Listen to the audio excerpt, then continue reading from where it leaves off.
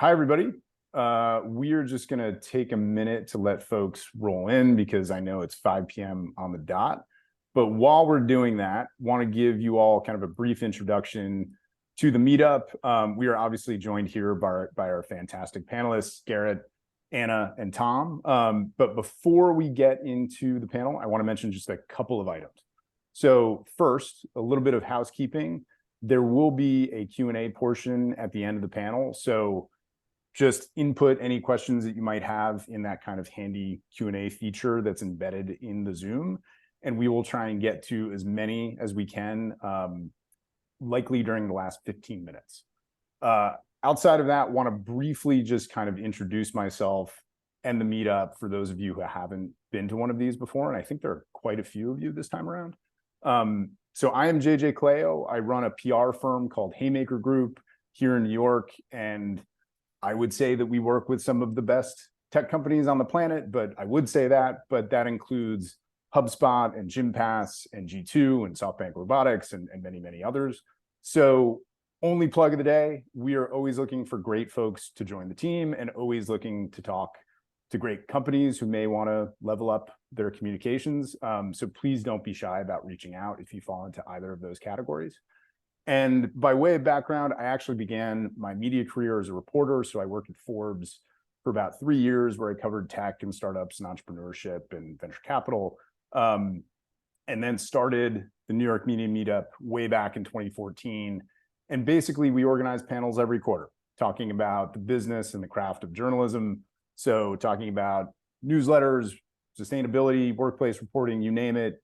If there's a topic in the media that you're curious about, we've probably covered it. So definitely keep an eye on this space, so to speak, if you like what you see. But with that, we will get right into some introductions. So first, we have Gerrit Vynck joining us, who is a tech reporter from the Washington Post. And there he writes about Google and algorithms and artificial intelligence. And he previously covered tech at Bloomberg for about 7 years. So some recent articles by Gerrit include a look at the lives of workers whose jobs were replaced by AI, AI's potential threat to humanity, which may be a theme of this discussion, and also a look at NVIDIA's rise kind of on the back of the AI boom. He is based out of San Francisco, though he is currently in New York. Next, we have Anna Tong, who is a technology correspondent at Reuters, where she covers artificial intelligence, the metaverse, and other topics. Previously worked as a data editor at the San Francisco Standard, and prior to that, actually worked in product management at companies like Google and Homelight and Ripple. And some of Anna's recent coverage includes the use of AI-generated photos in the 2024 presidential campaign. So that's already an interesting use case that we're seeing, and also OpenAI's efforts to potentially crowdsource some of the decision-making that they're doing. Anna is also based out of San Francisco. And then we have Tom Maxwell, who is a big tech reporting fellow at Insider. Tom let us know right before this that Insider just ended their strike. So folks in the media industry, that may be news. That is about 10 minutes old. And that is a big deal. So congrats to Tom and everybody at Insider. But Tom covers major tech companies like Alphabet and Microsoft, along with emerging technologies like AI and others. So Tom previously spent time as a technology reporter at Input, also had stints at PBS NewsHour and the Yale University Press. And some recent coverage by Tom includes a look at the AI job market, Google's AI strategy, and coverage of Apple's Vision Pro headset. Tom is based out of Berkeley, also in the Bay Area. So with that, want to start fairly broadly. And Tom, because we kind of ended on you, I want to start with you, if that's okay. Would love to get a sense of what your beat, at least as it relates to AI, looks like. Like, what is an AI story for you? Because there are a number of ways you can slice and dice this topic, and I'm curious to hear about the lens through which you view it primarily. Yeah, I mean, I guess in terms of AI specifically, because like you said, I write about big tech, so it's not always AI, but obviously that's been a big big story this year. So everyone was, I was like in January, I was like catching up, and just like everything happened so fast in development in this area. But I guess stories for me, a couple examples would be, everyone's looking into the people who kind of left Google's AI labs. If you look at the papers and all of the kind of important people who went to work on other things, and kind of evaluating, why they left. And I kind of I heard some things about how people were feeling inside of Google, just about how they created some of this fundamental tech, and then didn't commercialize it for various reasons. A lot of conflict internally for a while. And so I did a story, for example, about, I heard that leaders there were kind of telling people in the AI division that they were going to rethink how their strategy is around publishing out in the open research. And there was some tension there between researchers who work there because they like to publish out in the open, and the other people who want them to commercialize. So I wrote about that, for instance. Another story would be, I guess, like I wrote about the contract workers who kind of rate chatbot responses for Google, and how they were frustrated because they were supposed to do this human reinforced learning and training, but they were given not very much time to grade responses. So there's some tension there. And those are a couple of the storylines that I've looked at. Cultural clashes between the DeepMind lab and Google Brain, and they have different cultures, but now they're being merged to try and compete. And so that's definitely one thing that I focus on. And then more broadly, just potential implications, positive and negative, of these language models. They obviously are very powerful, and that's why everyone's excited about them, because they have immediate applications. But there's obviously implications around stereotypes and kind of exacerbating biases, and they're very confident. Obviously, everyone knows about what they say, and they just completely make up stuff. You had the lawyer who submitted some case law, and he's in trouble now because it was all completely made up. So, so that's also the other kind of threads that I look at, kind of the positive and negative implications of AI. Yeah, very cool. So it sounds like some of the inner workings of the bigger companies that are grappling with this technology and their strategies in terms of approaching it, and also the broader societal implications as well, which I'm sure is a pretty big theme in terms of a lot of folks' coverage. But Anna, I would love to get a sense of how you cover it at Reuters.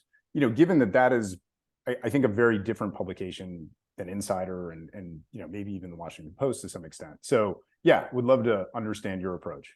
Totally, and a very different publication, but it's actually really funny because all three of us were working on the same story that you just mentioned, Thomas, about Google researchers leaving. And I think you two published both great stories on the same day. And actually, we were still working on it. We never ended up publishing anything. So I think we are all really interested in big tech and how they're approaching AI.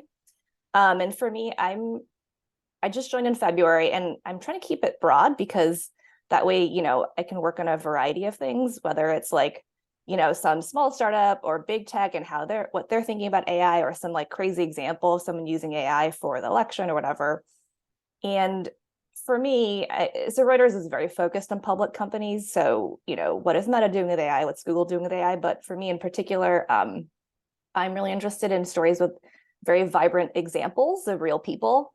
And so a couple examples, I wrote a story about people that were marrying their chatbots, and that was really interesting. One of my other coworkers wrote about, people that were publishing books on Amazon writing with ChatGPT. I really liked Gerrit's recent story about people that lost their jobs due to ChatGPT, and I was reading it, and someone, he got told the story of someone whose coworkers started like referring to them as like her name / ChatGPT in Slack. And I thought that was like really sad and interesting.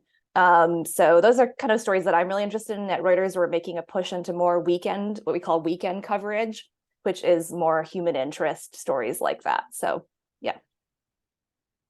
That makes a lot of sense. So basically putting human faces and human stories to these broader societal consequences, and not just alluding to them, but making them real in terms of the lives, that are actually being impacted. Totally.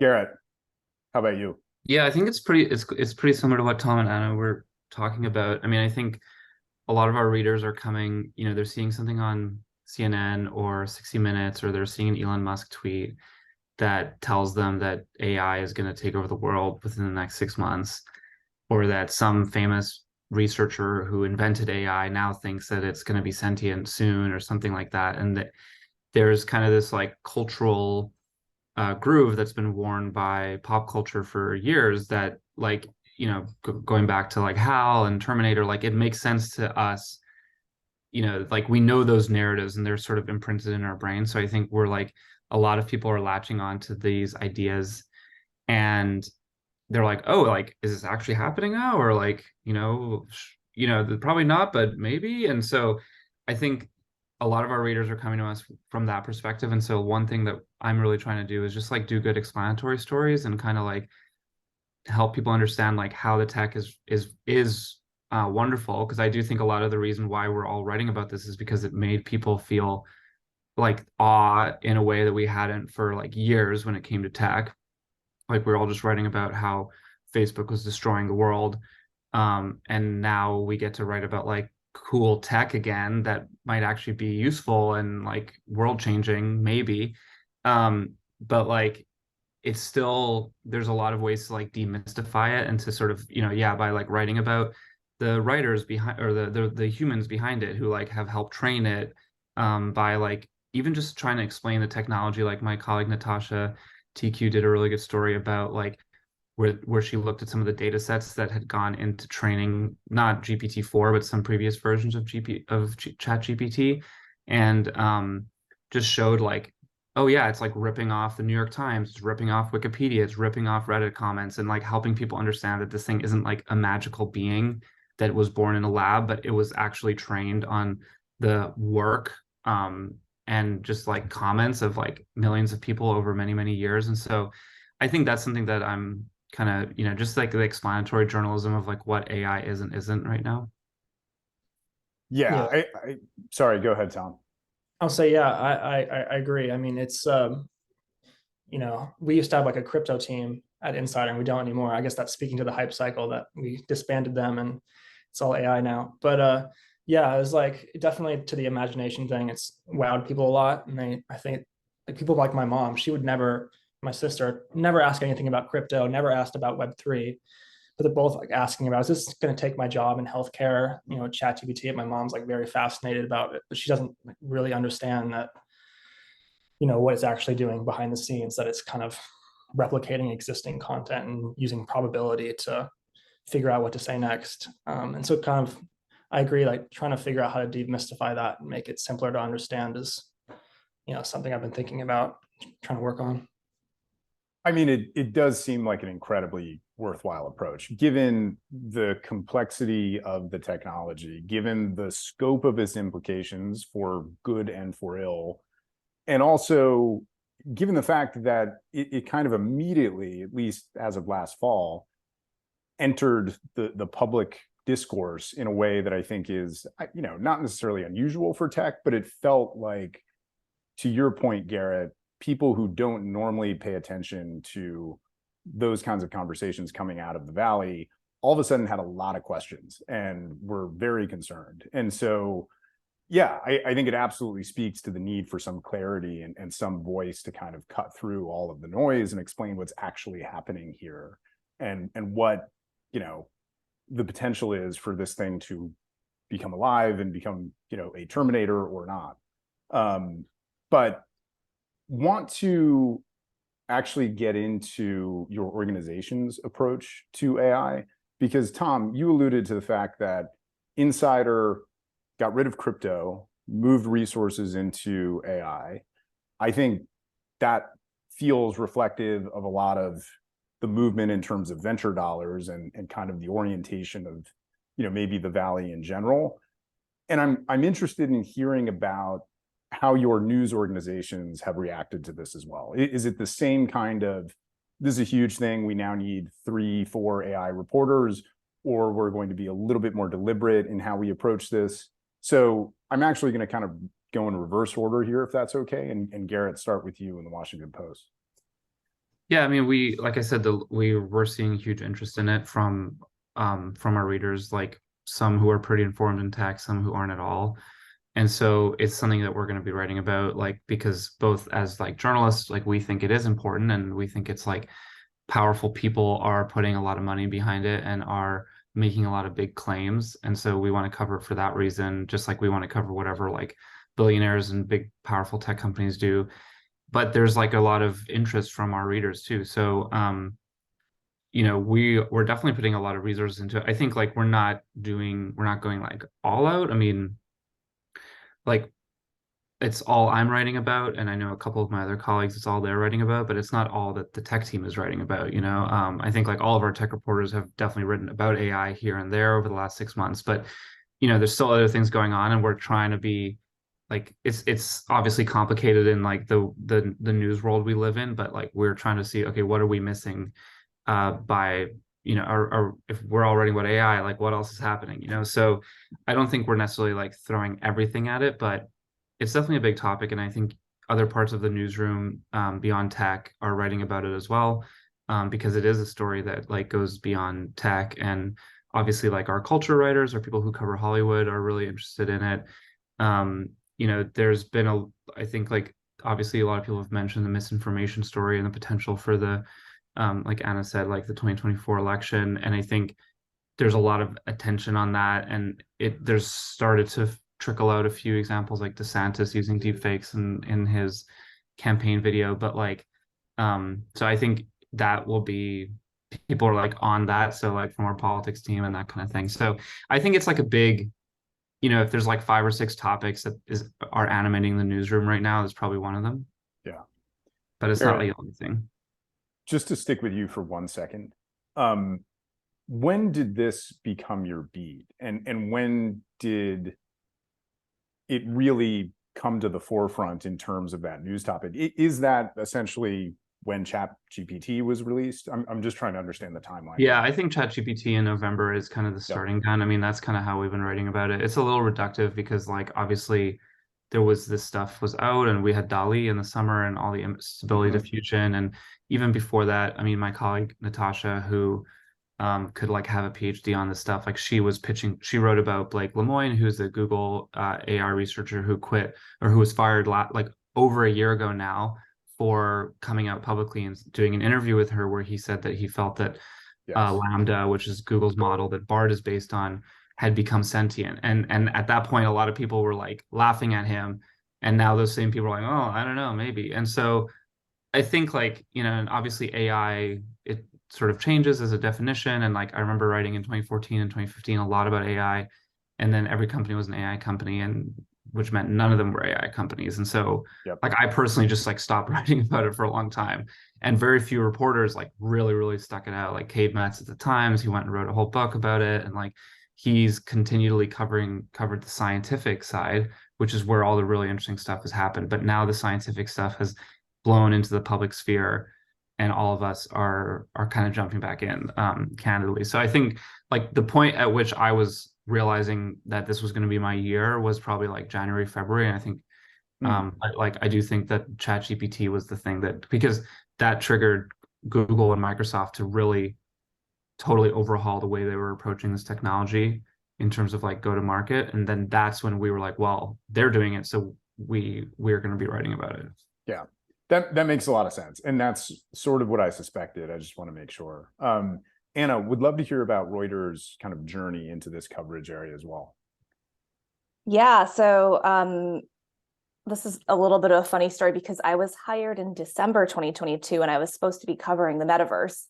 And I had, in preparation for my job, I purchased like one of the Facebook VR headsets, and I was like reaching out to people that work in Reality Labs, which is their metaverse division, like their PR department. And I showed up, and I essentially haven't written a single story about the metaverse, and I've only covered AI. So, and that's it has a, I haven't been officially told this, but it is officially my beat now.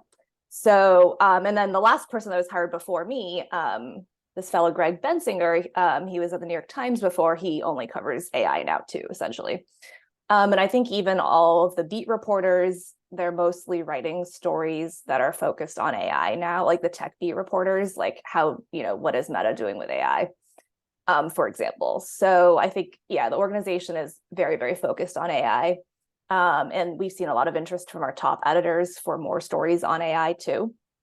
So that's what's happening at Reuters. And then, but I do think that it might change a little bit in the future, because I think that we're about to have a little bit of disappointment in terms of like, we're really excited about ChatGPT. Now a ton of startups are funded, and then we'll be kind of like disappointed with their outcomes because they're not going to be as like magical as ChatGPT, or it's not going to work very well or whatever. So I think we're about to go through like a little bit of a trough of disappointment. And obviously Apple just released their amazing headset. So maybe some of the reporters now will be more reoriented towards the metaverse or other things. Yeah, it's funny.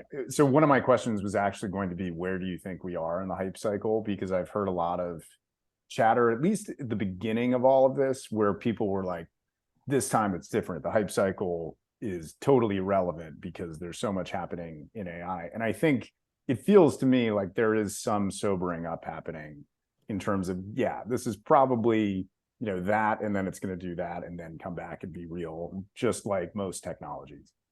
I definitely think so. I actually worked in the cryptocurrency space. So I didn't really cover it, but I worked at Ripple, which is an early blockchain company. And I can tell you, like, that was back in 2013 when there was a lot of hype and excitement over crypto. And I can tell you that, like, there were a lot of developers building on crypto, but they never were able to find really great user applications for it, or get much or gain much steam beyond just like trading cryptocurrencies for making money.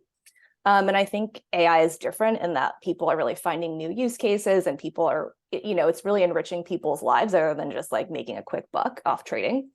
So that's different. But I do think a lot of the AI technology doesn't work that well. So what people are doing now with AI, they're kind of trying to push beyond ChatGPT into kind of new applications, but people are becoming disappointed because they're finding that it's not very reliable, or GPT-4 messes up all the time. And those companies are now getting funded. And so I think, once they put their products out and people get a little bit disappointed, I think we'll go through a little bit of a disappointment cycle. But it's not to say that I think it's not what happened to crypto isn't going to happen to AI. Sure. Yeah, that makes a lot of sense. Tom, how about Insider? Well, our editor-in-chief and our CEO, they both love ChatGPT and they love to talk about it. So it's a big interest. I don't think we'll have a dedicated team like we did with crypto. To what Gerrit was saying, it's like every team is covering it. The startup team's covering it. I'm only covering it because the big tech companies are working on that. And obviously, I think once they slow down with their cadence of releases and iteration on product, I'll probably move on to writing about other things happening at the big tech companies. Like to what Anna was saying, it could just be like the self-driving car thing, where it's very cool initially, and then people realize there are issues, and then it kind of becomes more of a quiet story as developments kind of work more slowly. But I think there's like no doubt that these generative AI products have actual uses. It's just I don't think it's going to be such a big story as people realize. These challenges are a bit harder, and development's going to be slower. Companies aren't going to be able to, startups aren't going to be able to just like raise funding just being like a company that has generative AI. It's going to kind of settle into more slow pace. So, but yeah, I think there's still, like I said, just tons of interest among readers. And it was funny, I wasn't here before when they had the crypto team, but apparently like crypto is like a no-go area. We really don't cover it that much anymore because it's like no traffic on the crypto stories. But like the ChatGPT AI stories are just like, they just rip and get tons of traffic. So I think all of our teams will be covering it for quite a while. For me specifically, we'll see as developments happen at the big tech companies. Yeah. Yeah. I think it's a good reminder, although seems very simple and maybe obvious that a lot of this coverage is driven by reader demand and organizations responding to reader demand. And it seems like right now, a lot of people want to read a lot of words about AI and ChatGPT. So it makes sense that, you know, your organizations are adjusting. Tom, you alluded to insiders management, you know, kind of talking about AI and ChatGPT and its uses, its sort of practical uses in the workplace. I don't really want to open that whole can of worms in terms of your personal workflows and its implications in terms of journalism in general. But what I am curious about is sort of your own personal experiences with some of these tools, and whether that's ChatGPT 3 or 4 or DALL-E or, you know, other Bard, et cetera, and kind of what you have felt, you know, what that kind of lived experience has been and how that maybe has or has not impacted the way that you go about your lives, both work and otherwise. So Tom, going to go back around the horn here and start with you. Well, yeah, I am definitely not like Nick or our CEO, Henry, who are constantly playing around with it. I mean, I feel like I'm one of those people where I'm just not creative enough. When I look at Bard or ChatGPT, I'm like, I don't know what to put in this pretty quickly. And some people are just like very creative and they can do all kinds of stuff with it. And so I guess I admittedly don't use it a ton yet. We have a task force insider, literally. Some newsrooms have them where they're experimenting and looking at how we might begin to use them. And we're not supposed to use any, you know, of these tools yet. And they're very cautious about it because, like I said, it can be very easy to like let it produce something that looks accurate and then it's like completely made up fact. And that can be dangerous if you get complacent. So, I mean, I don't have a ton to add. I admittedly am not using any of the tools too extensively at this point. That is a perfectly valid response. Anna, how about you? I definitely use ChatGPT at least once a day, but I think I'm not using it to the full extent though. I feel like my prompts are very like simple. They're almost like what you would type in a Google search. And I think to actually get a lot of use out of it, you have to be like, you have to have it do more like higher order reasoning, I think. But yeah, we're also not supposed to be using it for work directly either. At Reuters, we have a sandbox where we have GPT-3, which is an earlier version of their AI, where we can kind of use it in a way that's more private for our work. But I still use ChatGPT every day, and I'm really excited. Right now, it doesn't work too well, but I'm really excited about ChatGPT being able to go online. And right now they have these things called plugins, which allow you to access certain parts of the internet. And then you can also ask it to, like, if you pay for ChatGPT, which I do, it can also go and search the web. And so I'm excited about potentially using that to do more research oriented tasks. Although, like, you know, as Tom said, a lot of times it is incorrect. So you have to kind of double check it.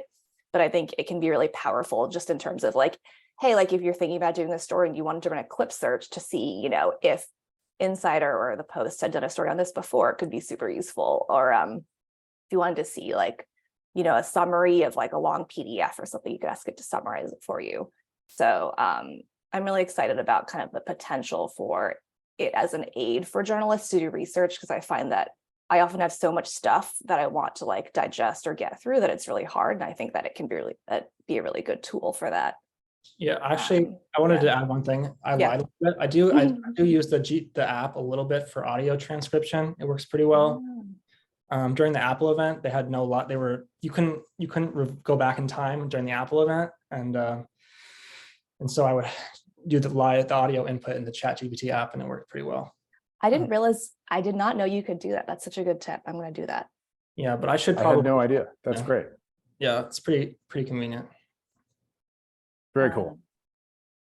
Gerrit, yes, we're going to you. Yeah, I'm not really using it that much either. I mean, I think one of the things is, like, if you think about what it's used for, what a lot of people find it really useful for, it's kind of like the only skills that we have as journalists that we're like good at. Like not that, you know, obviously staring at a blank page is still very, very difficult. But like every single day we stare at a blank page and then we have to churn something out. And we've been doing that, you know, for like our entire careers. And every single day we're Googling constantly, doing research, looking for things, putting things together, trying to build lists of names and then calling those people, talking to them, brainstorming questions. Like it's something that we do ourselves. And so like I think, yeah, like a lot of people, if you don't write for a living, you know, it's immensely helpful because it can kind of help get you going. It can like write a resume for you that you can then go and edit, save you time. But like, I think I just like writing a resume is just like second nature for me. So I don't really need it for that. But and that's not to say that we won't start using it. Like it's, you know, there's probably cultural issues of like, oh, I'm kind of afraid because the more I use it, the less I feel like I am important, or I'm different. I also think there's like a very good argument that it's like unethical to use it as a writer because it was trained on the work of other writers without any permission or any legal attempt to secure copyright. And that's just something that we're all like cool with. And I think you're starting to see, I think that's going to be one of the interesting stories over the coming months, because there will be a big attempt by like Hollywood, and not that I know about like what's actually going on behind the scenes, but by our industry, by the online content industry to say like, hold up. I mean, you're seeing like this happening with Reddit right now. It's like one of the biggest stories over the last couple of weeks is the initial reason we have this huge Reddit war going on is because at least Reddit's stated reason was that they didn't want Google and OpenAI and Microsoft to scrape their comments and use all that value to build ChatGPT and Bard. And so they said, oh, we're going to charge you for that. And so at the same way, like Wikipedia is not getting remunerated for this, like the New York Times, like all these organizations that have been paying people millions of dollars over decades to create high quality content are not getting anything for the fact that these bots are now trained on them by the most profitable and powerful companies in the world. So there's still part of me that feels a little like icky using it, because not that I think like I deserve a check for like, you know, the 2,000 stories I've written in my career that have gone into it. Because if you compare that to the whole mound of data, it's still probably 0.00000% of like the actual content. But my check would probably be worth $20 if ChatGPT is worth $1 trillion, you know. But still, it's like, it just feels like there's something going on that we didn't really talk that much about before it happened. And so, yeah, I mean, that said, like, I think like all the research potential is like super exciting. And like, I remember like having to transcribe interviews by hand for like years and years. And like, I essentially just stopped and just started like writing my interviews out live because that was just such a terrible use of my time. But now we have AI for the last couple of years that has been able to do that for us. And it's just getting better and better and better. So like that obviously is hugely helpful and like makes our jobs easier, helps us focus on the things that really matter. And if I could say, give me like, hey, like give me 5 economists who focus on the impact of AI on society that haven't been quoted in major publications in the last 3 months, and it gives me those names and their phone numbers right away, that saves me 45 minutes of Googling. And that's something that I would love to use. It's not quite there yet, but it'll give you the name of one and the other 4 will be made up. But yeah. Yeah, there's definitely some applications I've thought about. I don't need it yet, but if I need like to write cover letters, like everyone hates writing cover letters. I have written one in ChatGPT before, and it was perfectly ready to go. I mean, that's kind of interesting. Like, if you can just instantly write a cover letter, it's like not really your writing, and doesn't really reflect your ability if you're applying for a writing job and you're using like ChatGPT to like write that stuff. But definitely some possibilities there. And also, like, Google has said that, to the kind of negative side, Google has said that, you know, all of their innovations in search drive more traffic to websites in general. But I've found that like a lot of the times, like when I search a question and it gives you like a snippet, I'll just read the snippet and won't go through to the website. So with their new integrations where it's like even more advanced, I don't know. I definitely wonder if that still holds up over time. And I'll be curious to see if it actually does end up continuing to drive a lot of traffic to sites, or if people are fine with like the auto-generated responses. Yeah, I mean, I think it's also like when as higher quality writing becomes more accessible to more people, like I still think like what's the percentage of text that goes on the internet that's actually read? Probably like even our stories that we like, we are professional writers who get paid decent salaries to do them. Like I have to admit, like most people probably don't read past the first 3 or 4 paragraphs, even more don't read past the headline. And so now if you're in a world where, because I'm like, oh, I'd love to be able to use it to like source, to like, instead of having to manually email 100 people that I found on LinkedIn, could I get ChatGPT to write emails for them? Could I get it to write personalized emails to them theoretically? And that's something that's coming. But then once they know that like the email they got from a reporter is probably not written by a reporter, are they actually going to look at it? That little ego boost of like, oh, a reporter is reaching out to me, I must be special, is going to go away, and they might not even look at it. And so then we're back at square one, where you just have to rely on your personal human networks to get contact. So I just see this flood of writing just like taking over the internet in a way that it's even worse than it is right now. Yeah, I think it's really interesting. To use a sort of unrelated example, we just hired a designer on Upwork, and it was very clear to me that like a lot of the applications, they happen so quickly, are probably AI generated. And that's fine. But at some level, I assume there are companies that are also using AI to go through applications and resumes and that sort of thing. And at some level, it just becomes bots talking to each other and like figuring things out themselves until a human has to actually go into the mix.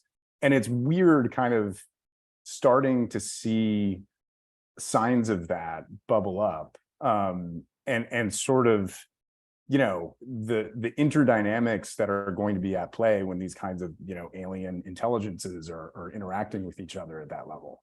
That is a total aside. But what I wanted to get into for my next question is kind of a what's next in terms of the sorts of topics that you all are interested in exploring around AI. So this conversation has been going on, if we're talking about since the release of ChatGPT, since November, so 8-ish months. We've seen a lot of stories about the impacts on workers, the impacts on companies' market caps and trajectories and investors, and all of the money that is pouring into these new companies. You've talked about copyright, Gerrit. I'm kind of interested in maybe what we have not yet grappled with in terms of the conversation around this issue, both from kind of a journalistic perspective, and then I think downstream from that, from a societal perspective. So Anna, this is a big, loaded, tough question, and I'm sorry to go to you first, but I think it's fair to go to you first, if that's okay. So your question is, what do we think is going to be happening to society with AI? Kind of, Yeah. what are you interested in next? And in your particular case, and maybe this is helpful, I saw some coverage around all of these companies are now bringing AI into their products, their existing products. So I don't know, Salesforce, and now it's powered by AI, or Ramp in one of your articles. Sure. Gerrit alluded to the copyright issues that we've just kind of swept under the rug. And I'm wondering if there's kind of things that are barely on your radar that you think are going to be really important to grapple with in terms of, topics related to this. Yeah, I mean, I think one question that I think about is like, and it relates to San Francisco because that's where I live and I've lived here for a long time, is like, how does AI change San Francisco, and what does it do to like the kind of notorious inequality problems we already have in the city? And kind of the way I see AI is like, it's a tool built by engineers, like for engineers. And I know there's a lot of press around it taking away like engineering jobs, but if you've ever like, I think people become engineers because they want to create stuff they think is cool and like invent things. And like the actual active engineering is like very, very, very frustrating. And engineers, I think, built AI in a lot of ways to help them make coding less frustrating and make it easier for them to build cool stuff. So I think that and you already see this when you talk to engineers, and I think I saw some GitHub survey that like 92% of engineers they surveyed are already using AI in their jobs. And if you talk to them, they're like, oh my God, this like stuff is like 10xing my output. And I'm like able to, instead of do one side project, now I have like 10 side projects going on outside of my like 9-to-5 day job. And so to me, like, it's kind of a question of like what happens to our future society, because to me, this means that like one engineer, and if you look at the company Midjourney, which I think the Post has covered, I think they said like it has maybe a dozen people.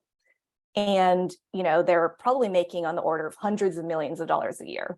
And so it's like, what happens to society when engineers can basically single-handedly make crazy apps that like attract hundreds of millions of dollars of annual recurring revenue? And like, what does that do to like, just like the inequality in cities like San Francisco and all over the world? So that's something that I'm thinking about, because I'm trying to figure out right now, like, how does San Francisco is the center of AI right now, and like, how does that affect our city in the future? Like, will there be a bunch of companies with corporate campuses like Dropbox and Twitter where employees gather and like have lunch every day, or does it not look like that at all? So I don't know, but I'm pretty certain that like AI companies in the future may have like smaller footprints. They may not have customer support people or as many salespeople or as many marketing people. It'll maybe just be like a collection of engineers that can really leverage themselves and like 100x their productivity to make products and put them out in the world. So I don't know if that answers your question. It absolutely does. I think cool. it's a fantastic answer. Yeah. So I don't want to riff on it for fear of taking too much time. But Tom, how about you? Yeah, I guess to Gerrit's point, I guess I just wonder, just kind of the broad thing about how people's jobs will change going forward. You know, if the human connection will become more valuable, like bespoke experiences over, you know, when you can recognize that something is AI, if it's people value more. Kevin Roos, the reporter at the New York Times, he gave his talk a couple months ago at a Gen AI conference. And he sort of mentioned that he doesn't want to give up his accountant because his accountant used to be a stand-up comedian and he's apparently very funny. And so he enjoys working with this accountant and wouldn't want to replace him. So I wonder like about that, how jobs will change in general. If people will value, like in Hollywood, for instance, when you're AI generate, you know, an old actor who's passed away, if people will like those AI generations, or they'll want real actors in movies that they can kind of connect with online afterwards and follow their lives on social media and stuff. Or if people just won't care, if they'll be fine with AI generated characters and that type of thing. So that, yeah, that's something that I've kind of been looking into and want to follow more going forward. Yeah. Are we cool with AI Drake, or do we want the real Drake kind of thing? Yeah, like, would you be fine developing, I guess some people are developing relationships with AI, obviously, it's been happening, but will people, you know, value human actors, for instance, more because they can actually like follow those Kardashians online and engage with them and that type of thing? Or are they fine with just a fake actors that don't exist?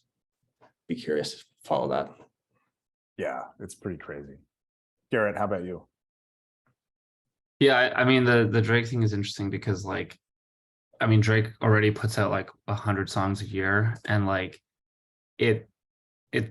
I listen to some of the AI Drake songs, and it's like, you know, there's a Toronto sign behind me. I'm saying to my friends, like, it's sort of like a national duty for me as a Canadian, but like, I don't know, like Drake is just kind of like background music for me anyways. And like in all the best ways. And so like, I listened to the AI Drake and I was like, yeah, like this hits that specific spot. But what it doesn't do is like create a new like vibe, or essentially, you know, like Drake's musical vibe, like when you listen to Drake, the mood you're in when you listen to Drake, the thoughts you have when you listen to Drake are very specific, right? Like he's carved out this very specific cultural niche, and AI can replicate that, but can it do something new, you know? Like, and maybe it will be. I just like, I haven't really seen it. Like even all the AI generated art is very like the best pieces use prompts that reference specific artists, and so and you're seeing a lot of like the AI generated art that's very beautiful, that is sort of in this kind of like sci-fi or like digital, like futuristic art, and that's because there's a lot of that online, a lot of it by really talented artists, and those people are also some of the early adopters of this technology. So I haven't seen something from AI that is like maybe some of the aesthetic mistakes that it makes, like the weird fingers, the weird faces, feel novel and feel like the machine creating something that is new, but it's not doing that purposely, and that's seen as a mistake. And the engineer's job right now is to iron out those things and make it sound more like Drake and make it look more like Picasso. And we don't yet have an AI that is like Picasso in a way. Like before, whenever Picasso started making art, like no one had seen images like that before. And I know he was probably like building off of other things that he'd seen, but there's like a certain novelty that, or we said this is new, and I haven't seen AI come up with something that we all say this is new. So I don't know, like maybe that's something that's coming, but I feel like that might be part of the hype, kind of like what Anna was sort of referring to, like eroding a little bit, where it's like, oh my God, it's AI Drake, but like, okay, great. Like, well, we don't have a new AI musician that's doing something like legitimately new. And if all it is just replicating what we already have, is it that interesting? Yeah, it's kind of like the art kind of feels a little bit like clip art at times. Like a lot of it just looks very similar, like you said, to the scientific stuff. Like I can tell a lot of times when it's AI generated and it just doesn't, you're right. It's like, I can just tell and I'm just not really into it. Just like flooding the web with clip art in a way. Yeah, I mean, it's really interesting because it's derivative kind of by definition, right? Like it's trained on the entirety of digital imagery or, digital text, and it only has that to go off of. And in fairness, I think a lot of human creation is certainly like built off of what happened, in history. But I think your point, Gerrit, it sounds like we are currently capable of making these real creative leaps that AI is not yet capable of. And really its strength is at kind of replicating existing aesthetics and genres and tones and that sort of thing, rather than inventing whole cloth new ones. Yeah, I think it's similar with like engineering and how you can quickly make like a bare bones website with Copilot and these things, because it's seen so many of these common frameworks and styles. But if you want to like advance technology further, you have to do things that just haven't like been done before. Like it's very good at just creating just generic stuff that lots of people have made. It's not necessarily creating new things that push the engineering field forward. It doesn't know how to do that. Yeah. So quick housekeeping note, it is 5:48 Eastern at least. So we are going to try and get into some audience questions. We have one here from Justin Walls. And just a reminder, folks, if there are others who want to submit questions, go ahead and do that. This is your time. This is your chance. But Justin, and I'm sorry, I'm just like digesting this question right now. So I'm just going to read it. Based on what you have been reporting, is it too much to assume generative AI functionality can overcome the issues around fear and trust that pose hurdle to its adoption by companies? So if there is a quote AI bubble, could fear of the commercial impact of factual errors or data sensitivity around financial services, for example, supersede perceived productivity benefits, benefiting long-term or therefore limiting long-term adoption by companies? So sum it up, is AI too risky right now for wholesale adoption by big, careful kind of Fortune 500 companies? Is that, in your view, an issue? I can answer this. I really think it depends on like what application you're using AI for. And AI right now is like very, very unreliable. So as we talked about, it like makes things up all the time, and and you can't count on it to like do something. So it depends on the application. Yeah, I mean, I think you don't want to let AI loose on your company's like credit card data because it might mess it all up, or let kind of AI autonomously do things within your company. So, but you might come up with an application where that's like a little bit more creative, like, I don't know, and constrained, like maybe some type of customer service answer or whatever, that you could allow AI to just go ham on. So I think it really depends on the application. But yeah, I think it's right now, it's like where the technology is at, it is not reliable at all. Yeah, what people told me that in the enterprise is that at least the data is a bit more controlled. It's not like calling from the entire open web to try and figure things out. It's using your kind of controlled, structured data to provide insights. I know Box, they're trying to basically create new search tools so that companies can search within their own data set, which seems kind of useful. Like if you're an employee at a company and you're trying to figure out, I don't know, you're trying to find the style guide or you're trying to find some specific company information, it might be helpful to have something like a ChatGPT where you can type in like, where is our policy on X or Y, and it can go find it. I know, like with me personally, we have so much information at Insider in disparate places, and sometimes I'm like, I don't know where to find this piece of information. And apparently, that could be less error prone if it's internal and it's using like your controlled data set. So there could be limited use cases like that. And to like what she said about, you could have certain limited amounts of like chatbot support where it's kind of limited in what it can do. And it's kind of a smaller language model. It's more focused. And it won't say weird things because it's been trained only on a smaller data set. Yeah, it makes a lot of sense, at least at this point, that a lot of the adoption has been on the consumer level, because you really got to rein this stuff in order to feel comfortable as a publicly traded company unleashing this sort of technology on your own data and that of your customers. So yeah, I'm glad we got to that. It was a great question. Real quick, this is from Jenny Gardinsky, and she asked, what type of industry research and data are you looking for to support the AI stories that you're writing? Gerrit, I saw you answered very helpfully, looking for better stats on consumer use of AI, how much regular people are actually using it. Pew Studies is an example of what you find useful, but it's hard to find other sorts of data. So it sounds like that's one approach here. Anna and Tom, any kind of data that you're eager to get your hands on or research?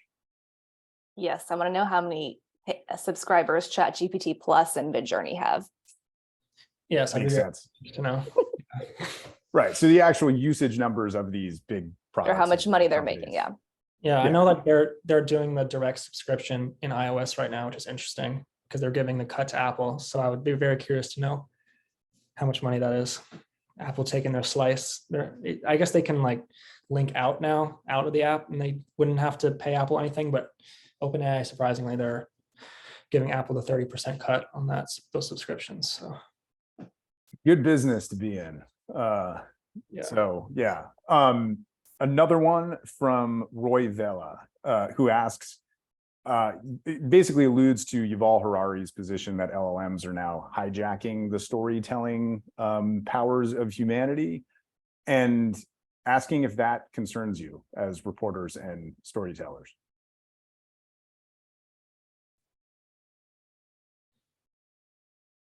I'm not familiar with his position.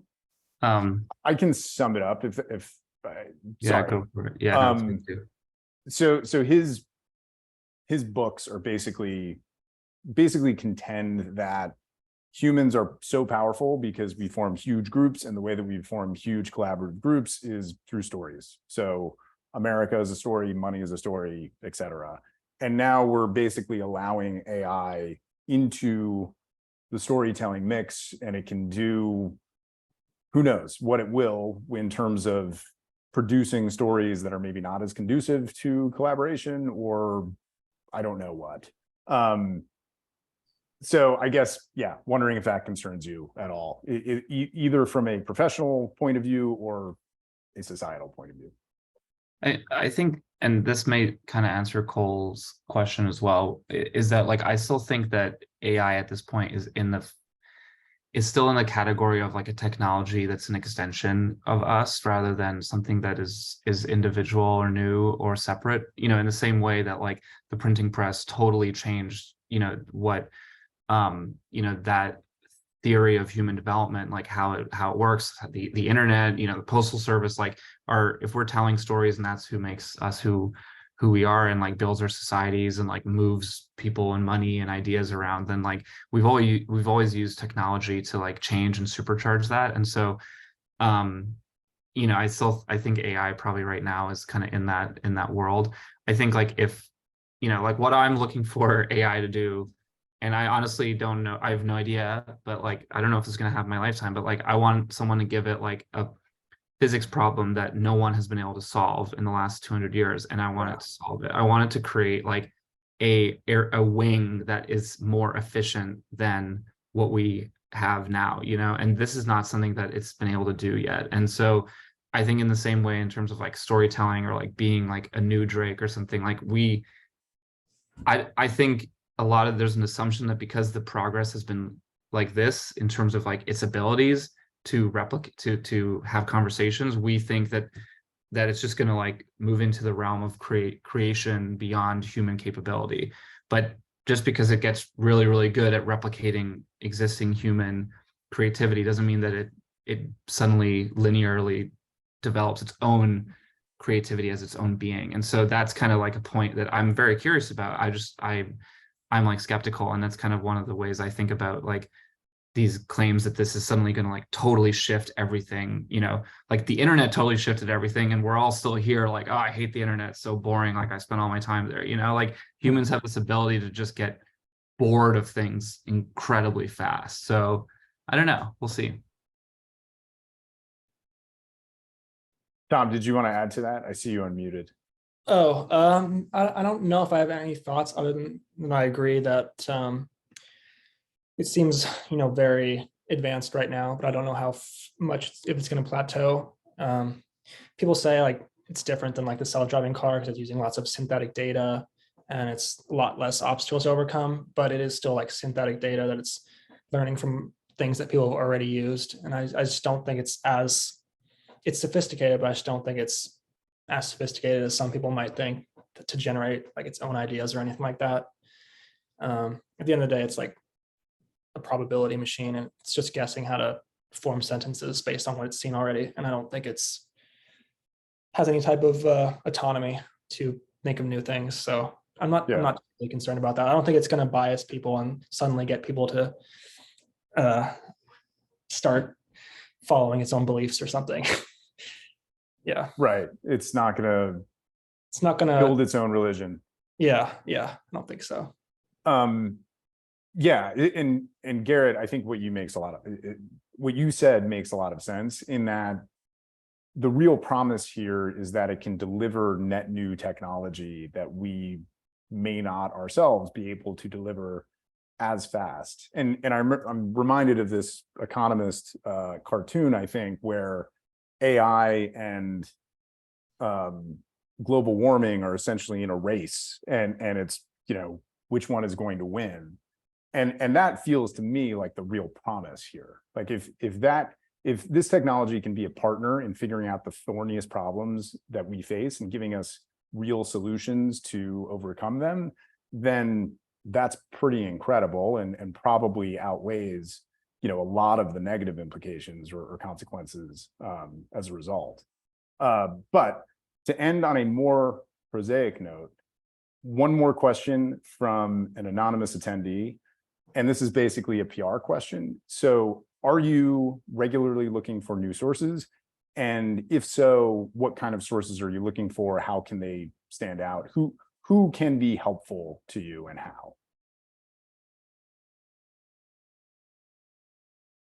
Anna, do you mind if I start with you? Can I think about this for 2 minutes? Of course. How about you, Tom? I'll say like I do talk to people, even in like an informational background sense. I talk to industry insiders who are working on AI startups and that type of thing, who try and help me understand different issues and explain things. And that's proven pretty useful. So a lot of people who are just working on in the field can be useful at times. And I talk to other sources like academics and the like. Yeah. Great. Gerrit or Anna, no pressure to answer, but if you have something to add, certainly welcome it. Yeah, I mean, I think all of us we're doing our own sourcing so heavily, like we're pursuing our own, we're not passively sourcing in terms of seeing emails come in and responding to them. Like we have giant lists of people that we're chasing and trying to get to talk to. That said, like I do think like, you know, because so many media are writing so much about this, like it is very helpful, I think, maybe not for those of us who are 100% focused on it, but for like a lot of people who are just dipping in and out, like to have like professors and investors and like people who will just be able to like speak quickly, because like the reality of our business is like a lot, like, you know, this morning the European Parliament passed AI Act, and there was 100 journalists who hadn't paid any attention to the European AI Act, who needed someone within 45 minutes to tell them, like without spinning it and without bullshitting them, like what it meant. And so like, I'm sure for people like communications people who are sending those emails, are you looking for someone to speak on this? You probably don't get a lot of responses to those, but like they can be helpful. And like, I think just like what I do is someone says, hey, like I have these people who are willing to speak on that. And if I see that their credentials are legitimate, like either they've raised money, their company actually is AI, or they work at a university and they've actually published on this, I'll just throw them into a doc. I might not even respond to the person, but I'll put the PR person's email with their names, and I share that with my colleagues so that if we need someone, it's like, boom, okay, call that person and get them on the phone. So it's like there, you know, it probably feels like you're just throwing a lot of people at us and we're just ignoring you, which is kind of the case. But because so much is being written about it, it's still like, you know, we want people with real credentials. We want people whose companies actually use generative AI in a real way, and we want people who have who've published scientifically on this topic. Yeah. Yep, makes sense. Domain Yeah. experts who can help you very quickly cut through the chaff and really understand something in an objective way. Yeah, definitely the fast part. I'll email someone like a professor or someone and want to talk, and they're like, oh, can we talk tomorrow at 2 p.m.? I'm like, well, not really. I need to get this done now. So, Yeah. but the same thing, I do have long lists of people that I can use. And yeah, when people ask like, do you want to talk to this startup founder, that type of thing? I'm usually, I guess, to what Gerrit said, I'm usually busy trying to chase down some other story and get it done quickly. But when I do need a quote from someone, an insider, or someone help me understand an issue, I will go through my list and contact people who are, you know, academics, professors, those type of people, and try and get them to help me understand things and maybe get some quotes in for my stories. Great. And Yeah. Anna, Yeah, I'm newer to the beat, so I do respond to those emails, like probably sounds like more so than either of the other two people. I appreciate when, and especially if they're like local in San Francisco, it's nice to meet up with people in person. And I do appreciate it when PR people that rep people trust them enough to let them connect with me directly, as opposed to, you know, insist on being there on the phone call and like kind of like managing them. So that's something that I think, you know, journalists like. yeah, makes a lot of sense. We are 3 minutes over here, and thank you all for being so generous with your time, especially on the West Coast. I know it's the middle of the day there, so really appreciate it. This was great, awesome insights, and yeah, can't thank you enough for joining us. So hope you all enjoyed it in the audience, and we will see you again soon. But in the meantime, hope everybody has a great evening and a great week. So thanks, everybody. Thank you. Bye.